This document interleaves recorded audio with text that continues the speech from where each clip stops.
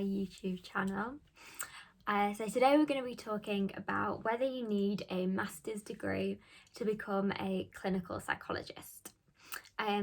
This is something that I remember doing lots of research into when I was coming towards the end of my undergraduate degree, and I think it's a really prominent question for kind of a lot of people in that position, or people who are considering becoming a clinical psychologist. And yeah, the answer isn't quite clear cut, so I thought it would be quite interesting to do a whole video on it. So that's what I'm going to be talking about today. So first of all, I'd just like to say thank you for subscribing to my YouTube channel. If you're new here, basically I post weekly about careers in psychology and making videos for aspiring clinical psychologists and kind of what you can do with a psychology degree. So if that sounds like something you'd be interested in, please give my channel a follow. Thank you. So today we're going to be talking about what if you need a master's to become a clinical psychologist. Now, like I said, this isn't exactly a kind of clear-cut answer, a kind of clear-cut yes or no answer, and there are quite a lot of things to kind of consider when you're thinking about wanting to do a master's. So first of all, when thinking about doing masters, you've got to remember that masters are expensive. It adds another loan onto your student loan, your undergraduate student loan, that you have to pay off at the same time as you pay off your undergraduate loan. So it's kind of worth bearing that in mind. So if you have a BPS accredited undergraduate degree in psychology, and you got a first class degree or a 2-1, you don't have to have a master's. There isn't a criteria on the doctorates that say that you have to have a master's in order to get in to the doctorate. Grades is something to kind of think about. I think most doctorates in their criteria ask for a 2-1 or a first. So if you know you've got 2-2 or a third, it might be worth thinking about doing a master's if you're wanting to go into clinical psychology. But yes, there's not like a specific criteria saying that you have to have a master's to get on. Other things to consider are, if you haven't done a undergraduate psychology degree, then you will need to do an accredited conversion course in psychology to kind of prove that you've learned enough psychological content. That's kind of what the BPS, that's what their accreditation is. So if you've done your undergraduate in a different country, for example, and you're not sure if your undergraduate degree is BPS accredited, I'll link some more information down below about this. But you can when you sign up for a BPS membership, as part of that they check your degree to see if you can be a member of the BPS and check whether they can give you a chartered membership. So it's worth kind of having a go and just checking, really. So there are ways to check, and I'll link that down below. The other thing that I get asked quite a lot is, does my master's degree have to be BPS accredited? And the answer is no.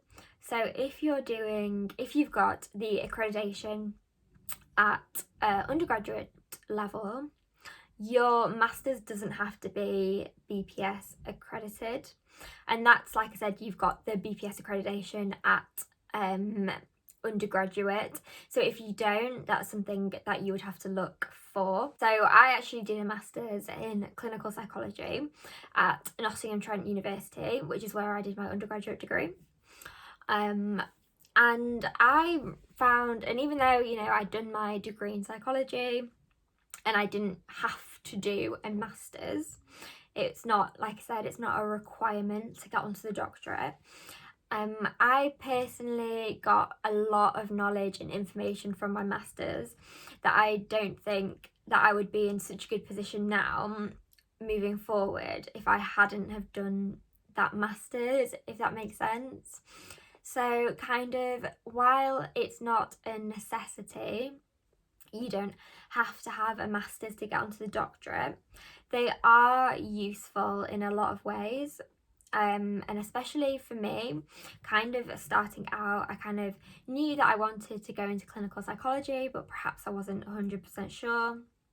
My master's was kind of laid out like a mini doctorate with you had a placement attached to it, so you did kind of 3 days in placement, 2 days at uni, or 1 day at uni, sorry, after Christmas.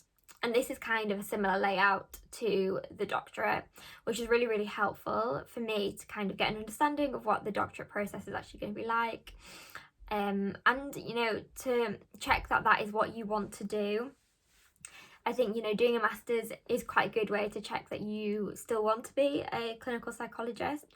And, you know, you can learn so much on the master's, you know, transferable skills and things like that, so you don't have to become a clinical psychologist just because you've done the master's in clinical psychology.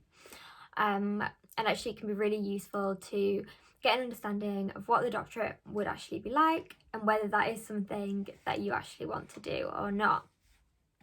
So when thinking about what masters to do, if you kind of have decided that you do want to do a master's, but you're not sure what to do it in, the most kind of, I would say, most useful masters to get onto the doctorate are either if you can find a clinical psychology master's like I did, but I know that they are few and far between. Not every university does them. Another really useful master's is a research methods master's. That can be really, really helpful to get onto the doctorate, as well as to get research assistant posts in the future. Some masters kind of do like mental health related masters, and although they might be considered a little bit less useful in some respects, having a master's kind of gives you a tiny bit of an advantage. So although you don't need one to get onto the doctorate, having a master's kind of gives you a little bit of an extra like tick next to your name. You know, it kind of demonstrates that you have and can study at a postgraduate level, which can look favourably in, you know, when you're applying for the doctorate. So that is something to kind of bear in mind too. You know, what kind of masters you want to do, how useful you think that it would be for you, and kind of, yeah, thinking about how it could add something extra to your portfolio of skills, but it's not a requirement. You do not have to have one to get onto the doctorate.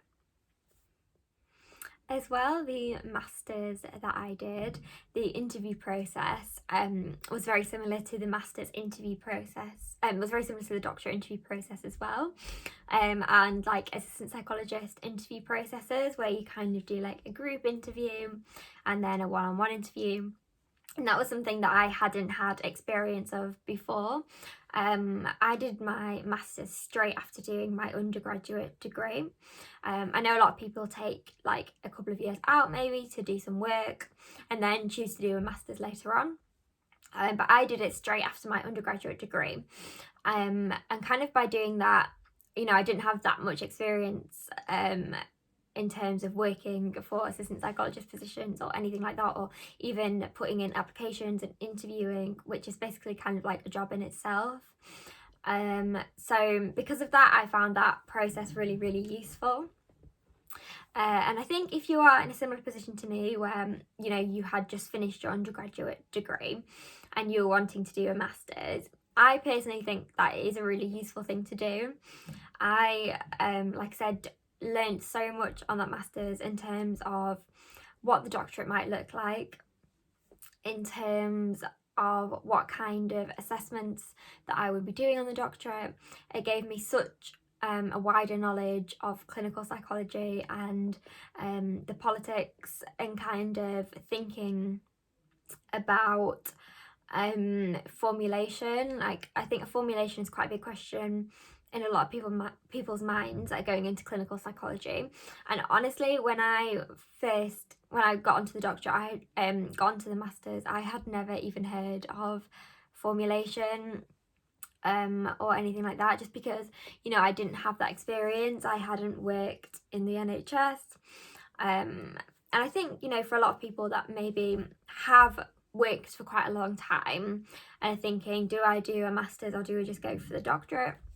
I think if you're in that kind of position, honestly, I would just recommend applying for the doctorate and seeing where, you know, how it goes and where it gets you. You know, if you've got your BPS accredited undergraduate degree and you've worked for quite a long time, and, you know, you've researched into clinical psychology, you've read a lot of books, and you've got that kind of experiential aspect, I think honestly just go for applying for the doctorate. Like I said, you don't need a master's. For me, on the other hand, having come straight out of undergraduate when I got into my master's, I personally found it to be really, really useful, and it taught me a lot. And that's just my personal experiences. I'm really glad that I did it. I don't think that I would be in the position that I am now if I hadn't done it, but that's not the same for everyone. I think, you know, people that have had the years of experience, or probably just did more research than me, read more books than me, looked into it a lot more, had a better understanding of what clinical psychology was, which I didn't when I came onto the masters particularly. And so for me, it taught me a lot, but that's not to say that that would be the same for everyone. So it's definitely worth thinking, kind of looking at the masters, looking at the content, and if, like I said, you know, you've got the accreditation and you've got the you've got a grade of 2-1 or a first, you know, you don't have to have a master's degree.